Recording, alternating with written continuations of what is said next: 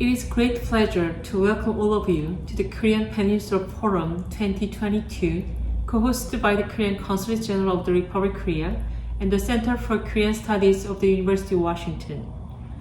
I'd like to convey my special thanks to Dr. Lee Sang-hyun and Dr. Scott Snyder for being present as panelists at today's forum. I appreciate you flying all the way here to Seattle. I would also like to extend my deep gratitude to Professor Ha Yong-chul, Professor Clark Sorensen, and their fellow colleagues of the University of Washington for helping organize today's events, as well as everyone joining today, both in person and online. Since its start in 2014, the Korean Peninsula Forum has brought key experts and opinion leaders together to exchange views and ideas, to address significant issues of Northeast Asia and deepen our understanding of the concerns at hand. This year, we have chosen the theme US-South Korea relations and the crisis of international order.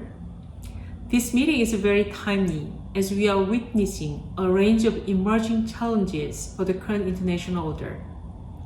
2.5 years of COVID-19 in combination with US-China competition and Russia's armed invasion of Ukraine have disrupted supply chains and fueled a food and energy crisis. We are also facing a climate crisis, which we are trying to overcome through our effort to achieve carbon neutrality by 2050.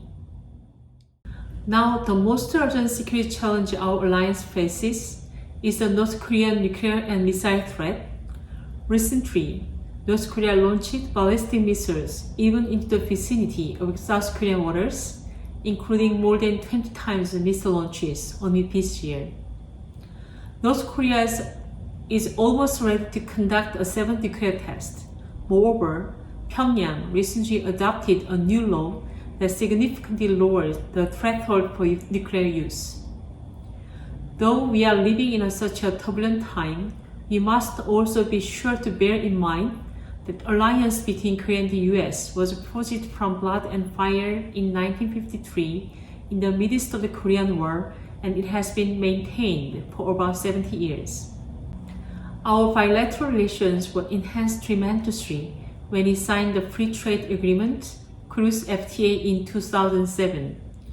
The FTA, which celebrates its 10th anniversary of entry into force this year, has served to promote bilateral trade and investment relations, with trade having expanded around 70% and investment having more than doubled over the last decade. Recently, we have moved into a new era of alliance. Last May in Seoul, President Yoon and President Joe Biden committed to evolve from a traditional military alliance into a global, comprehensive strategic partnership, including an economic security and technological alliance based on shared values such as democracy, freedom, and human rights. Furthermore, we will assume a great role in setting new norms and bolstering the rules-based order by joining the Indo-Pacific Economic Framework, IPEF. This transformation of our alliance represents a true evolution in our mutual ties. Ladies and gentlemen, there is a saying, democracy and freedom are the best revolution. They can give every individual more power to control their lives, and we can work together to create a just, sustainable world. I'd like to stress that the power of our alliance comes from our shared values of democracy and freedom. Based on these shared values, Korea now envisions an initiative to serve as a global people state, GPS, and will explore valuable guidance to how we may wisely navigate these challenging times. Against this backdrop, this forum is a truly valuable opportunity to discuss several issues pertaining to Korea-US relations and the essential contribution of democracy and freedom as we navigate into the unknown future. In closing, I wish to once again express my gratitude to all the participants for attending today's forum. I wish you all every success in your future endeavors.